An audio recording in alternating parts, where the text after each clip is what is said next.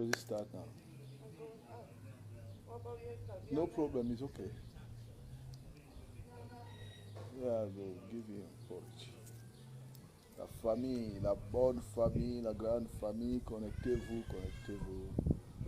C'est votre jeune frère Ernest, toujours pour discuter, édifier, causer avec nos frères du 237. Vous voyez, ils viennent toujours pour causer avec la famille, édifier la famille sur certains points que j'ai pu relever de la politique camerounaise, de la vie sociale camerounaise. Donc parfois je viens là, je fais quelques minutes, je laisse ce que j'ai pu relever. No, no, I'm live here, go by there. Ce que j'ai pu relever de la situation socio-politique du Cameroun. Comme vous-même, vous pouvez le constater, le Cameroun à l'heure actuelle, c'est mauvais, ça chauffe. Les biaïstes s'accusent entre eux, les cabralistes sont allés manger dans les mêmes caisses que les biaïstes. Noran Foster a fui les réseaux sociaux. Vous-même, vous voyez, quand vous voyez maintenant, elle est déjà pâle, calme. Quand les biaïstes veulent t'écraser, hein, c'est comme ça, ils te poussent à voler. C'est une logique. Ils t'amènent à manger avec eux. Ils partagent avec ceux qui se disent au jour d'aujourd'hui opposants. Ils ont tous goûté le soya. Foster a mangé le soya. Cabral a mangé le soya. Joshua Oshie a mangé le soya. Il n'y a que Kamto qui n'a pas mangé le soya. C'est pour ça qu'ils ont réuni toute l'opposition. Ils sont en train de réunir tous les opposants contre Kamto. Parce que Kamto refuse de manger le soya. Hein? Ils sont prêts à tout.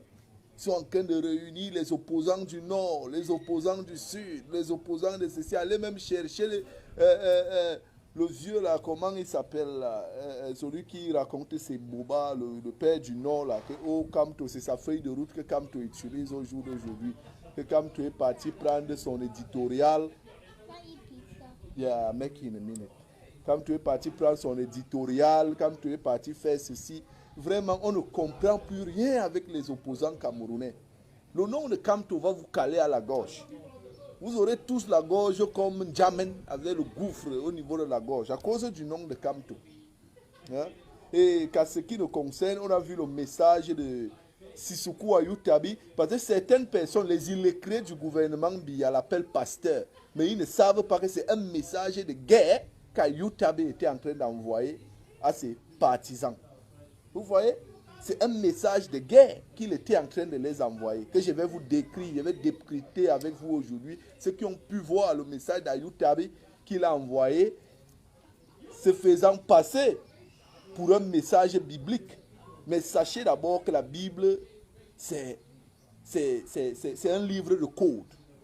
Vous voyez, on s'envoie, les intellectuels s'envoient les messages par des versets bibliques que je vais vous expliquer. Hein? Ayutabe parle du livre de Joseph. Joseph qui a été reconnu en Égypte finalement comme le Sofnaf Panéa, c'est-à-dire l'homme le plus puissant d'Égypte après le roi. C'était Joseph, parce qu'il a prédit le rêve du roi. Et Sissoko Ayutabi, son message, c'était pour dire aux ambazoniens, move on, ça veut dire continue d'avancer. Continue d'avancer, tu es au bout de tes rêves. Tu es au bout des rêves de Joseph. Tu as déjà été reconnu par Dieu. Tu as déjà été récompensé par la veste. Qui est quoi? Le pouvoir. Qui est quoi? La force, la domination. Cette veste que son père, le père de Joseph, a donnée à Joseph. Vous voyez, avant qu'il ne soit vendu par ses frères en Égypte. Et il est dit, même vos frères vont vous détester à cause de ce pouvoir. Donc il veut les faire comprendre, même les francophones, à cause de vos richesses, ne vont pas vous aimer. C'est ce qu'Ayutabe dit à ses adhérents, ses amba boys, que continuez à avancer. Pour les illettrés biaïstes, j'ai vu leur post aller. Ayutabe est devenu pasteur à Konangi. Quelqu'un envoie un message de guerre devant vous et vous l'appelez, vous dites qu'il est devenu pasteur. Ces biaïstes, c'est que des illettrés. C'est des gens qui ne connaissent même pas comment décoder des messages. Hein?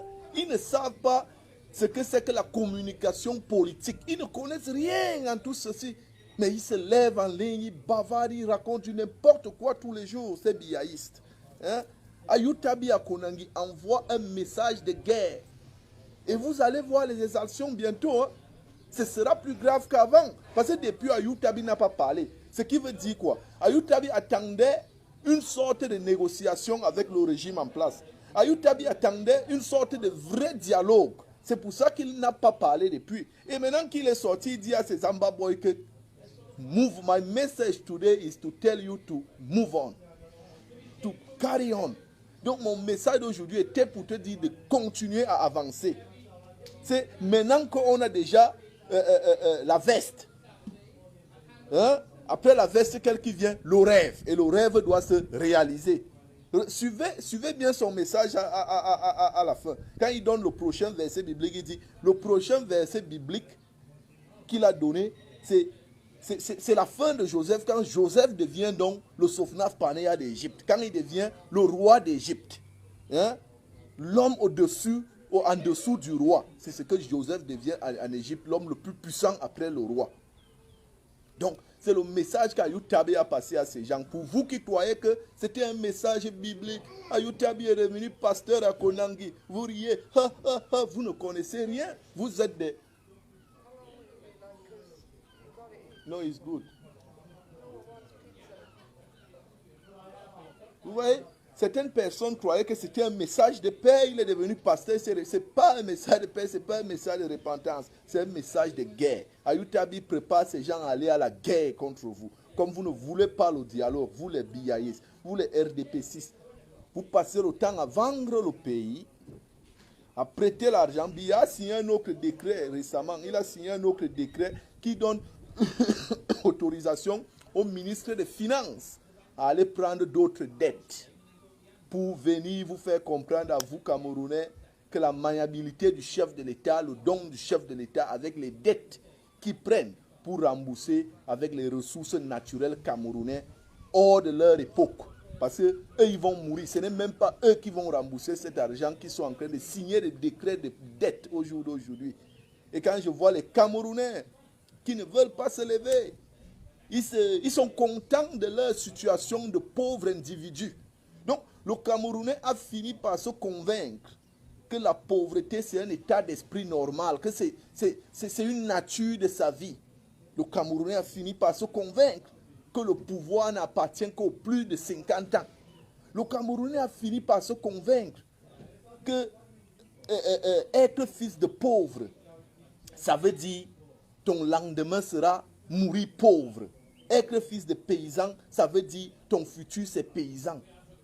C'est les pensées dont nous devons nous déradicaliser de ces pensées. Nous devons arrêter de penser de cette manière. Parce que si Ernest Bindi aujourd'hui se limitait que je suis fils de pauvre, hein, et je dois automatiquement finir pauvre dans ma vie, je ne pense pas que j'allais penser gros. J'allais penser quitter le Cameroun, traverser de pays en pays, comme on nous appelle les beaux ailleurs, arriver jusqu'en Angleterre.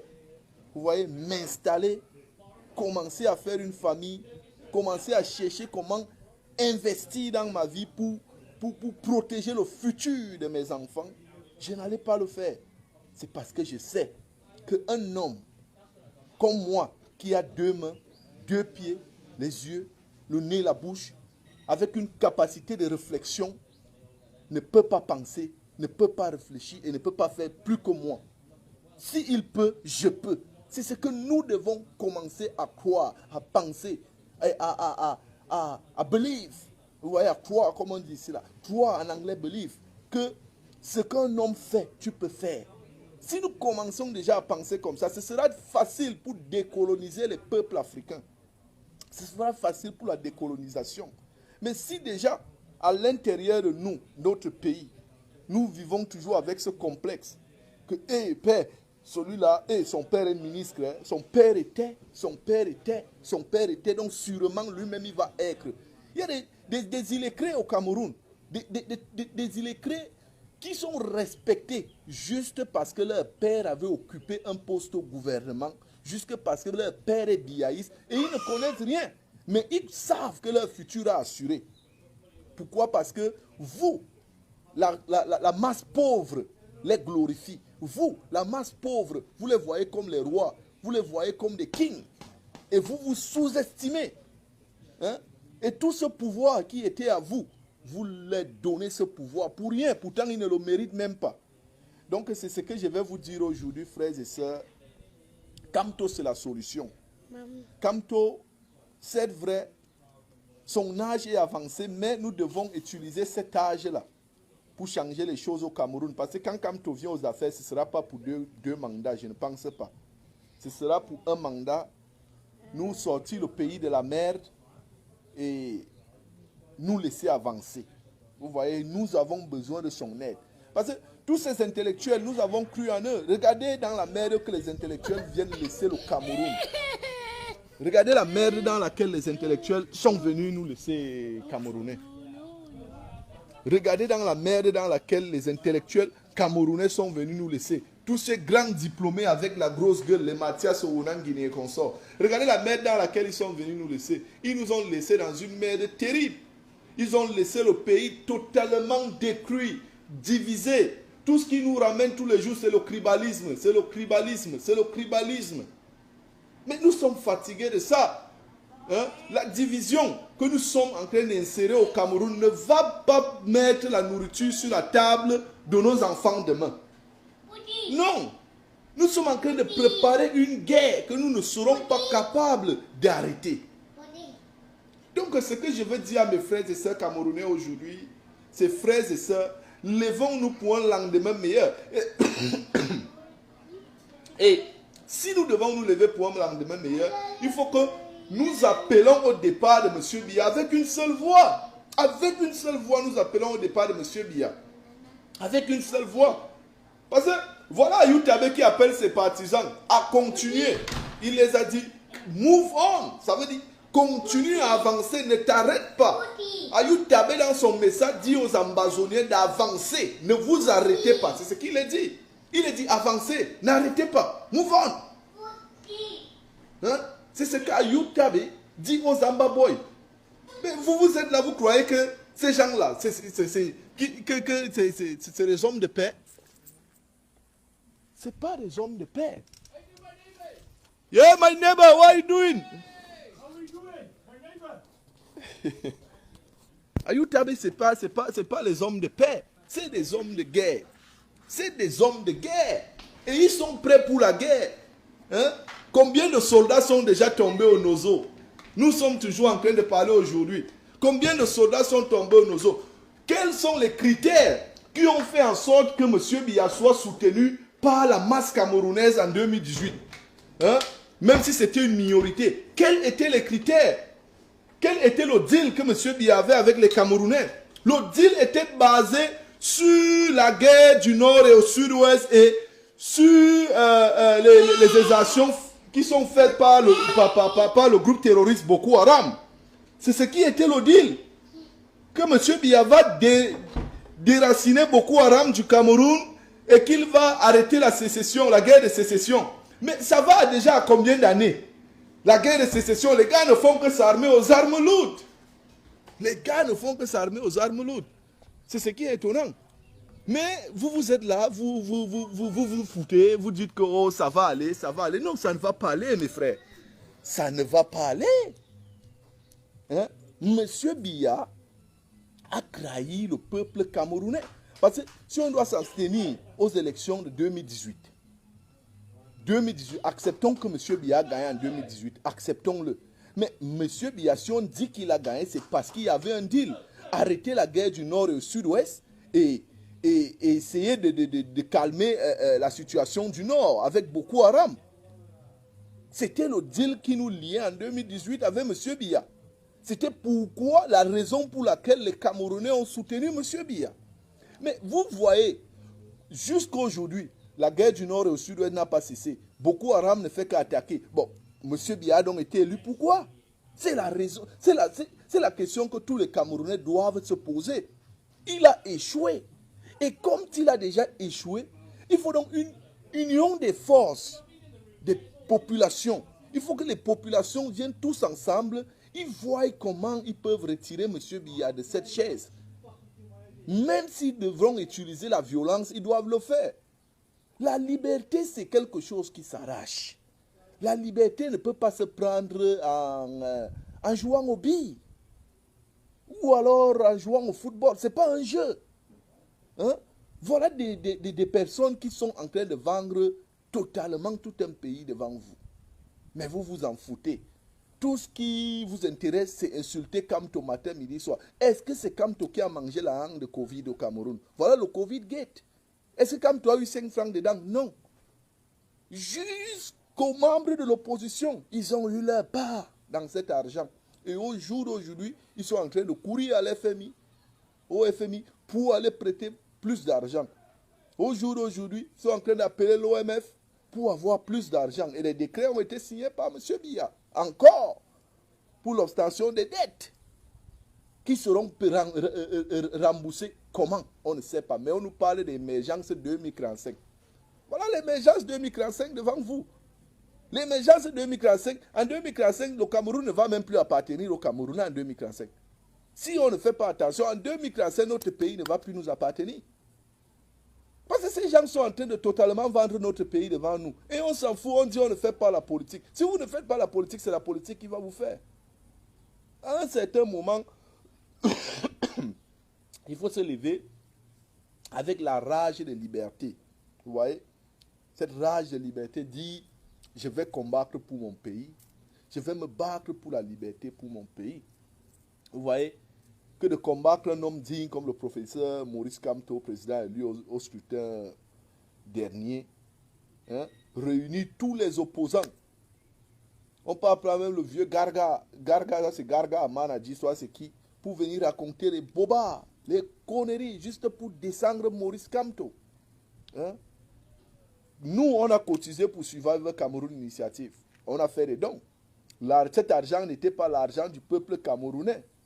C'était l'argent des adhérents et sympathisants du mouvement pour la Renaissance qui ont remis à leur leader, qui ont cotisé dans l'initiative de leur leader, afin que cet argent puisse aider les populations. Mais on a vu un débat sur ça dans toutes les chaînes de télévision. J'ai vu un débat à la CATV, j'ai vu un débat à Vision Fort, j'ai vu un débat à Equinox sur cet argent suivant le Cameroun, j'ai vu des débats partout. Mais voilà qu'il y a un vrai problème. Le Covid Gate au Cameroun. Je veux voir des débats sur ce sujet. Je veux qu'on en débatte. Je veux qu'on nous dise pourquoi un député de l'opposition comme Cabral Liby et Noran Foster partent gagner des marchés dans le domaine de la santé publique. Hein?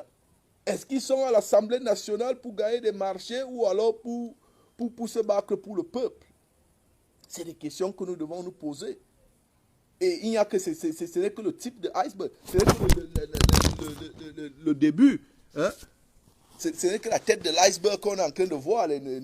C'est sûr, il y a des gros poissons dans ce dossier qui vont sortir. Et on doit relever le nom de tout le monde qui a mangé cet argent.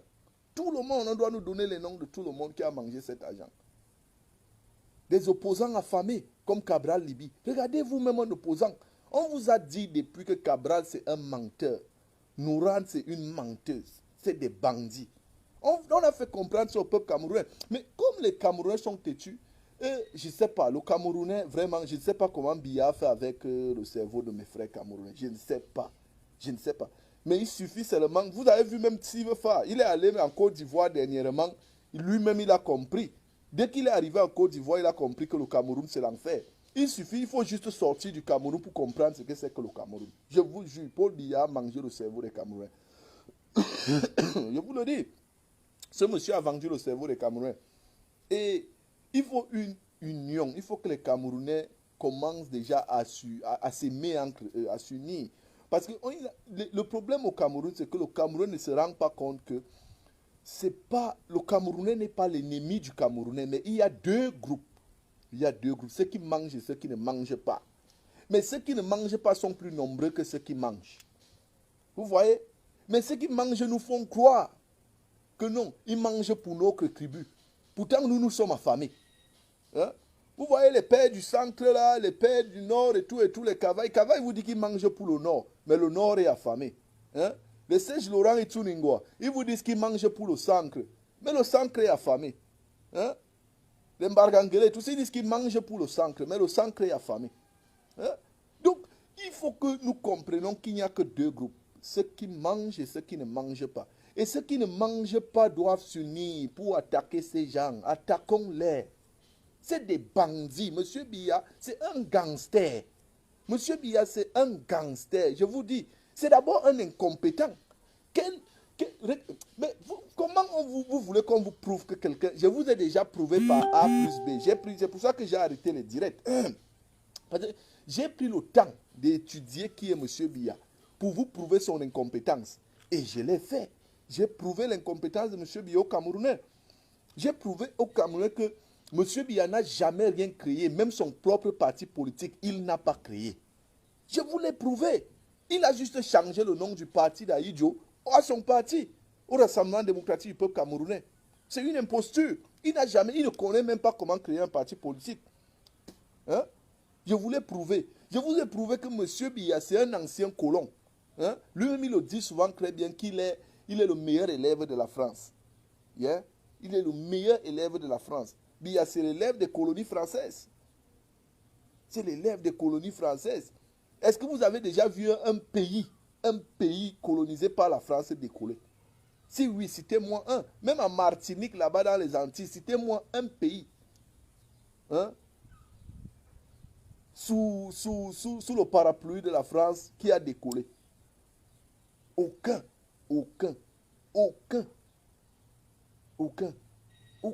pays. Donc, vous devez comprendre la manière que M. Biya a eu le pouvoir à me ramener par la France et soutenu par la France. C'est l'élève de la France qui a été placé. C'est la France qui nous contrôle. C'est la France qui nous contrôle. Nous disent, oh, comme toi, la France derrière lui, ceci, cela. M. Biya là, il n'est pas français. Quelle France soutient Kamto? M. Biya est français. C'est la France qui nous domine là derrière M. Biya. C'est la France. C'est la France qui nous pille, qui nous vole à l'aide de M. Biya. Ça fait combien d'années que M. Biya est au pouvoir? Presque 40 ans. Qu'est-ce qui a changé au Cameroun? Rien. Rien. Ce n'est pas... on peut avoir les mêmes problèmes. Vous voyez, avec les différents administrateurs, différentes administrations, différents présidents, vous voyez, là, c'est un peu... On peut digérer ça. Mais quand vous avez les mêmes problèmes pendant 40 ans avec le même gouvernement, c'est que le leader est incompétent. Ce n'est pas quelque chose qu'il faut faire la physique ou la chimie pour comprendre ça. Hein? Si quelqu'un ne vous donne que des incompétents, c'est que lui-même il est incompétent. M. Biya n'a jamais nommé les hommes compétents. Tous les hommes compétents que M. Biya a nommés ont démissionné. Exemple de M. Maurice Kamto, le président élu au scrutin dernier. Il a démissionné. Parce qu'un homme compétent ne peut pas accepter travailler dans une telle imposture. Un homme compétent, réfléchi, qui a sa tête, ne peut pas travailler dans une pareille imposture. Monsieur Biya, c'est un rebelle, c'est un criminel. Nous le savons tous. Nous le savons tous. C'est quelqu'un qui utilise la corruption, vous voyez, pour rester au pouvoir. Vous le savez. Vous avez vu comment il a fait avec Jean de Dieu Momo, lorsque Momo investiguait sur les disparus de Bepanda. Hein? Dès qu'il a eu la vérité, hop, on a fermé sa bouche, ministre délégué. Vous-même, vous voyez. Donc, c'est ce qui se passe dans notre pays. Donc, il faut à un certain niveau qu'on dit, on a ras-de-bol. Ras-de-bol, c'est se lever, dire, on doit tout casser pour reconstruire. On doit tout casser pour reconstruire. Parce que si nous ne nous levons pas tous ensemble pour dire, même s'il faut tout casser, on va tout casser pour reconstruire après, nous n'aurons pas de bornes solides. Vous voyez, nous n'aurons pas un pays solide. À la fin, si ça éclate, vous voyez, si on laisse ça éclater, si le pays éclate de lui-même, vous voyez, ce sera plus grave. Mais si nous, la population, nous prenons les choses en main et nous éclatons les choses, vous voyez, nous prenons notre avenir en main, ce sera mieux. Parce que nous pourrons discuter face à face avec nos frères du nord et du sud-ouest. Nous pourrons discuter avec nos frères du nord, de la Damawa, du centre, partout, nous asseoir, hein, et discuter. Parce que ce sera nous-mêmes qui prenons notre avenir en main. Parce que eux là, ils vont déclarer une guerre entre eux et les Biaïs, et ils vont vous utiliser, vous les Camerounais, pour prendre un côté. Ils vont déclarer une guerre entre eux et les Biaïs. La guerre de sécession va s'éclater entre les Biaïs. Vous allez voir, je vous dis bientôt, cet argent qu'ils sont en train de voler, vous croyez qu'ils volent cet argent? Ils s'en foutent, ils savent que Biya est déjà mort, il ne peut rien les faire. Donc cet argent qu'ils sont en train de voler, chacun, dès que l'argent vient, il puise seulement. Imaginez-vous là, on ne vous fait même pas les comptes, mais les Camerounais, réveillez-vous, on ne vous fait pas les comptes de l'argent qu'on ne fait que prêter, mais on ne fait que prêter l'argent. Vous ne demandez même pas que vous prêtez même que ce que vous avez d'abord prêté, vous avez fait quoi avec? Vous attendez que le FMI les demande des comptes ou l'OMF les demande des comptes pour que vous ici, vous sortez dire que oh, c'est monté, c'est descendu. Mais frère, ne soyons pas ridicules à ce niveau. Réfléchissons parfois. Réfléchissons. Le Cameroun, ce n'est pas la propriété privée de M. Biya. Ce n'est pas la propriété privée de quelqu'un. C'est un pays.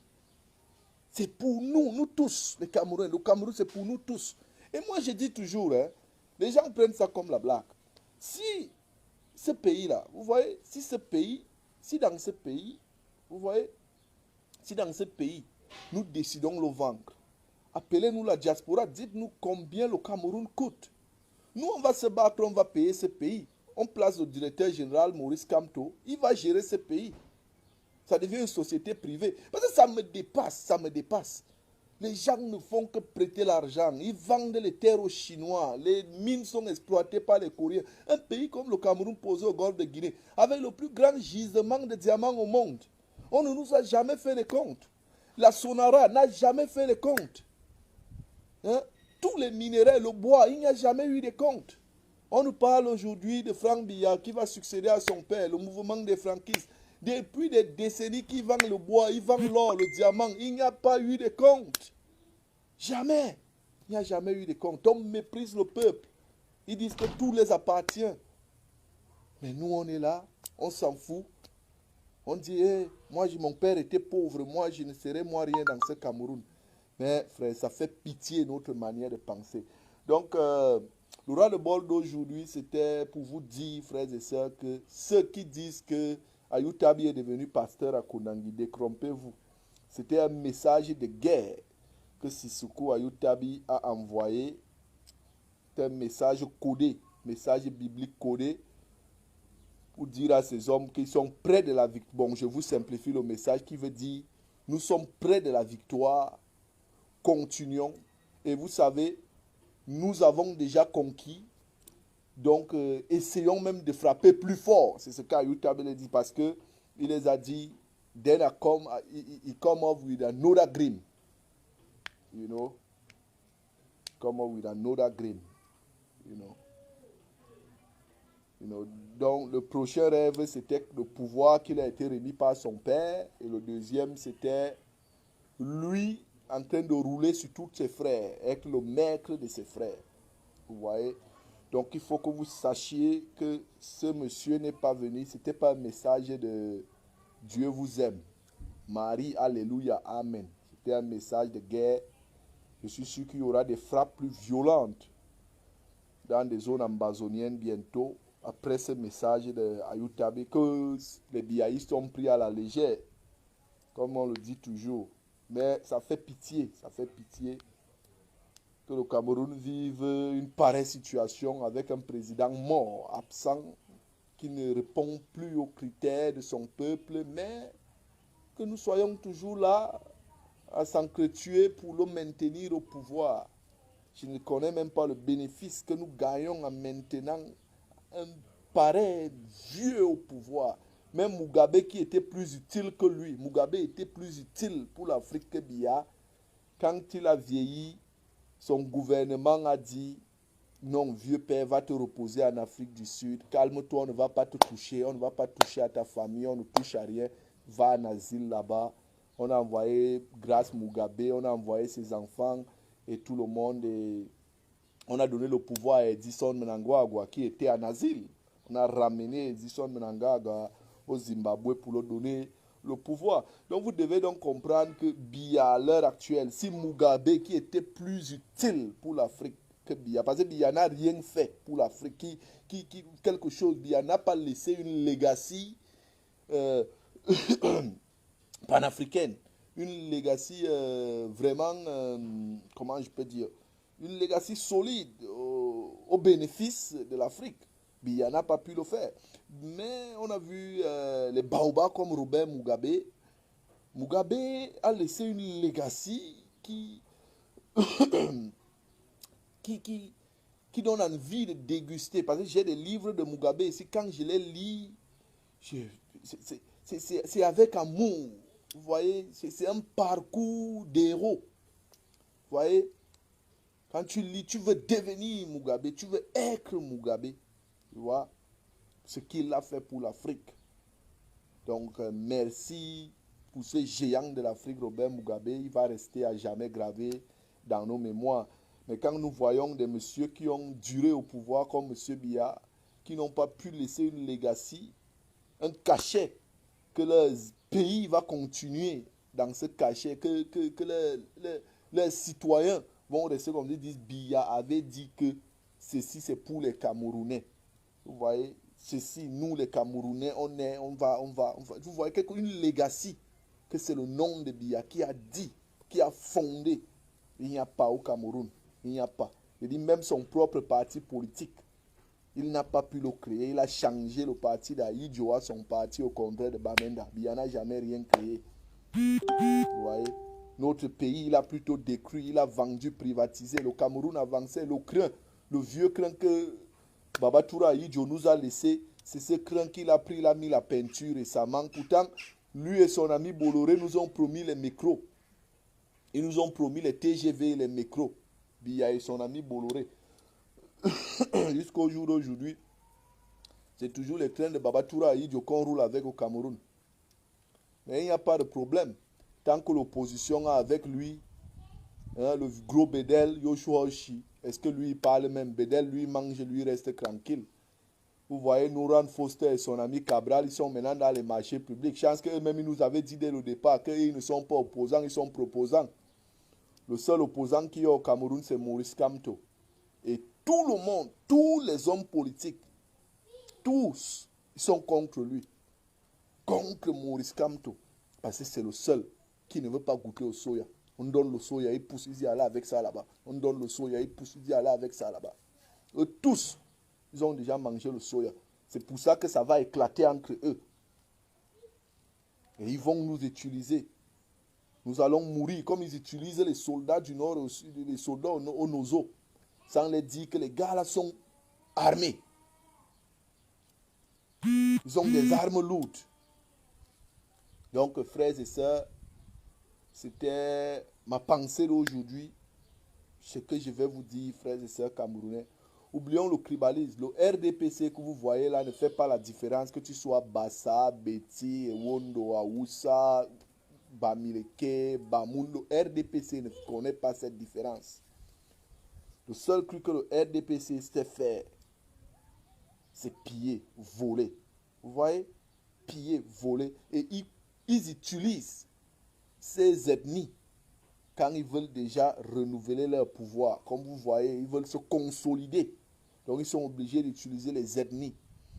En passant par les élites qu'ils ont créées eux-mêmes. Toutes ces élites-là sont créées par le rassemblement démocratique. Dès qu'on te nomme, tu deviens le chef du village, le chef de canton de ton village, tu es le chef des chefs de ton village. S'il refuse de te donner la chaise, tu pars avec la chaise comme Diongote, tu mets dans la voiture, tu pars avec. Vous ne connaissez pas le Cameroun. Hein. Si on t'explique le Cameroun, tu dis que tu connais. C'est que tu n'as rien compris. Donc, ce que je vais vous dire, frères et sœurs, s'il vous plaît, de grâce, si nous ne voulons pas voir le sang couler notre pays comme de l'eau, parce que ce sera grave bientôt, s'il vous plaît, levons-nous, arrêtons-nous la main, que tu sois Bamileke, Bamoun, Aoussa et Wondo et Ton, allons-y réclamer le départ de Nomdji. Si Biya part, vous allez voir le changement dans ce pays. Parce que c'est tout un régime qui va partir. On ne va pas les jeter dehors. Ils vont fuir eux-mêmes. Ils vont fuir eux-mêmes. Ils connaissent ce qu'ils ont fait dans ce pays. Ils vont partir eux-mêmes. Vous n'aurez pas à demander à quelqu'un d'aller demander l'asile. Non, ils vont partir eux-mêmes. Ils connaissent. C'est des voleurs. C'est des criminels, des sanguinaires. C'est des menteurs. Tous ces membres du RDPC. C'est des voyous. L'adhésion au RDPC, c'est le voyoutisme. Il faut être voyou et bandit, sanguinaire pour adhérer dans un pareil parti. Je vous le jure. Donc, merci à toutes et à tous, frères et sœurs. Partagez ce message. C'était votre jeune frère Enes Binzi. C'est le coup du samedi. Bonsoir. Au revoir.